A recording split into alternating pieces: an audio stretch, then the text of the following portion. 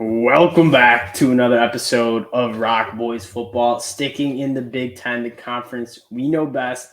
As Nebraska coming off a sloppy, but I would say impressive win against a Rutgers team that is going to kind of just drag you into the mud, try to get you to play that style. And Nebraska played a brutal first half, but it's got to be refreshing. It's got to be a little optimistic for Nebraska fans to go see your team go on the road in the Big Ten and win a close football game. It's something that you guys have not done the last couple of years. And I mean, Nebraska fans are some of the best in the country. We were lucky enough to get out there for that Michigan game in Lincoln last year. And I mean, that fan base knows what it's about. It's obviously been a tough couple of years for Nebraska, but they're going to sell out the stadium every game, every Saturday. And Nebraska football is what matters most out there. And I love the fans. I want to see this program turn it around. And they're going in to a very good Big Ten team in Purdue that if you were to ask me who is the favorite to win the Big Ten West right now, I'm probably pointing to Purdue just because I think they have the best quarterback in the Big Ten West. There's not a lot of offenses where you look at and say, yeah, that's an offense I trust to score some points and go win a football game. Purdue does have that offense, and it's going to be a good game in Nebraska. As disappointing as this season's been, you're still 2-1 in conference play, and the Big Ten West is wide open. And this Nebraska team is extremely talented. They just need to kind of figure it out and play some consistent football. This is going to be a fun one. Before we get into it, though, as usual, just want to say thank you guys for all the support. The Cornhusker fans, you guys have been awesome. We talk a lot of Nebraska football. The support you guys have shown, it really does mean a lot. So if you do like the content, you do like talking Big Ten football, you like talking Nebraska football, consider subscribing to the channel. We really do appreciate it. Then let us know in the comment section what you guys think about this game. We love chopping it up there, too. I want to start with Purdue. This Purdue team is better than their 4-2 record implies. You took a very, very tough loss against a Penn State team that is now a top 10 team in the country. Sean Clifford puts together a game-winning drive at home week 1 in a game that I don't think Aiden O'Connell played his best. I think if you run that game back, I think Purdue has a good chance to win that football game. I mean, this is a good team, and then you lose a heartbreaker at Syracuse that's just kind of a sloppy game in the first half. This Purdue team is really good, led by a veteran quarterback who's extremely accurate. The Charlie Jones-Aiden O'Connell connection has been very good. And this Purdue defense has been impressive. I mean, they're only allowing 2.9 yards per carry. They're getting in the backfield, creating some negative plays, forcing 1.7 turnovers per game. There's a lot to like about this Purdue team, and it's a Nebraska team that does not play very consistent football. I want to start on the offensive side with Nebraska.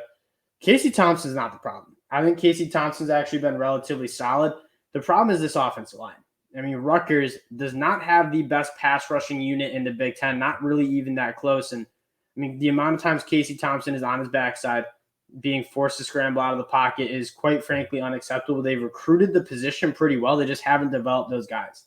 I mean, those offensive tackles were getting beat around the end on a consistent basis against a team that Rutgers. This isn't a Michigan defensive line or Ohio State defensive line that's beating up on those tackles. It's an average, talented Rutgers team. They need to get that figured out because this offense has so much potential to be explosive. Casey Thompson just didn't have enough time to throw the football.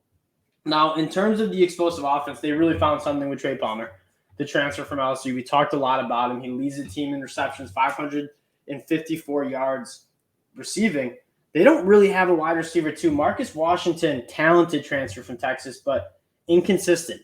Honestly, does not make the plays that you really need him to make to keep the chains moving. Had a couple of drops. I wouldn't necessarily call them drops, but they're kind of those instances where you got to go make a play for your quarterback. And Marcus Washington flashes some serious talent, but he hasn't necessarily made some of those plays to move the chains, to keep the drives alive. And then outside of that, Travis Vokalek, very good tight end. I'm very high on him. There's not many other playmakers that they're getting the ball to on a consistent basis. Alante Brown's been okay, but they need to find another playmaker. Trey Palmer's a dude. He's a stud. Find somebody else who you can consistently rely on to kind of find some explosive plays in the run game. Anthony Grant's been awesome, but again, the offensive line, that's a hard unit to run behind. We saw them get fed by Northwestern a little bit. The unit hasn't gotten much better, and Anthony Grant, I think, has been as about impressive as a Big Ten running back has been this year. I mean, 133 carries for 647 yards. He's clearly the running back one in a relatively good route. Jaquez Yon, I like his game a lot. Gabe Irvin, I like his game a lot. Anthony Grant's the best running back in that program. He's just not getting much help behind this offensive line that has continually struggled. Now, on the defensive side of the ball, this is where I do think Nebraska has shown massively improvements. That defensive line is something we were so excited about. If they want to win this game, produce 14-point favorites at home, if they want to win this game, you got to get after Aiden O'Connell. You cannot allow him to sit in the pocket and kind of pick and choose and piece your defense apart.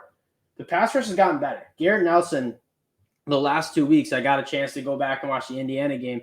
He dominated against Rutgers. There's not many other edge guys who are as complete as Garrett Nelson in terms of being an animal in the run game, but also being able to rear back and get after the passer. O'Shawn Mathis, the transfer from TCU, kind of was brought in to be that guy on third and long and get after the quarterback. He flashes, but even on the broadcast, they said we haven't really seen him get unlocked yet. If you can unlock O'Shawn Mathis in this game, stop Purdue on first and second down, get him in third and long, and get guys like Garrett Nelson, Caleb Turner, O'Shawn Mathis getting after the passer, maybe bringing some linebackers on the blitz, which they do a pretty good job of. I think that's where Nebraska stands a chance to win this game. Now, Nebraska also trotting out on the defensive side of the ball, true freshman cornerback. I expect Purdue to go after him a little bit, but in a very similar argument or a similar manner that we're saying Trey Palmer's kind of the only guy that you really trust on this offense. Outside of Charlie Jones, who has 50 catches for 603 yards and 7 touchdowns, Purdue doesn't have a ton of playmakers either. I mean, Payne Durham is their tight end. He's second in the team in receiving yards. And then outside of that, TJ Sheffield, Tyrone Tracy, both under 200 yards. If you can shut down Charlie Jones, you have a good shot at shutting down this Purdue passing game. And so I would look for Charlie Jones to be not double team, but definitely have a safety over top of him. He's very good at creating routes. Obviously, Nebraska fans, you've seen him against Iowa. Iowa kind of didn't really have the offense to unlock what Charlie Jones can do. But I do think if you can stop Charlie Jones, you have a good shot at slowing down this explosive Purdue offense. Now, to get to the pick, Purdue coming in at 14-point favorites. I'm not itching to bet either side of this game. Again, Nebraska is not a team that I'm really eager to bet on, even though I do think they're a very talented football team. Purdue, I'm enticed to take Purdue to cover 14 points at home. But again, this Nebraska team, you never know what you're going to get. You could get a Nebraska team that puts it together, that plays hard, and can keep this one close because they can score some points on the offensive side of the ball. 14 points is a lot of points. Where else I'm going, though, is not on the side. That total seems a little low to me. Nebraska's defense, especially in the secondary, has not been great. They're allowing 263 yards through the air per game against not very dynamic offenses. I mean, North Dakota, Northwestern, IU, Rutgers. Those are offenses that aren't world beaters. But Nebraska's letting them put some yards up on them. They haven't been good in the run game either, 186 yards allowed. Purdue's going to score points against this Nebraska team. I think Nebraska will be able to score points too. I mean, this does have an element of explosiveness. Trey Palmer down the field is a threat. Anthony Grant's one of the better running backs in the Big Ten. Nebraska, as much as they lack some consistency, they do throw in some explosive plays. And I do think that Mark Whipple and Casey Thompson in that Nebraska offense will be able to put up 20, 25 points. I think Purdue probably putting up in the 30s. I think you could see this game get in both teams into the 30s. Both teams turn the ball over a little bit. Both teams averaging about 2 turnovers per game. So you see some short fields. Obviously, some special teams woes with Nebraska, which has been better. I should say it's been better, but the punter was injured. I'm leaning towards a lot of points in this game. That 58.5 total seems a little low. If I were betting on this game, I'd probably be taking the over. But again, I think this game will be relatively close. I'm not necessarily taking a side. I'm probably not even going to bet the total. But if I were to be betting on this game, it would be that there will be points scored in West Lafayette, Indiana, and this game goes over. Again, that'll do it for the fellas. We appreciate all the support you guys have shown. If you do like the content, consider subscribing to the channel. We appreciate you guys a lot, and we'll talk to y'all later.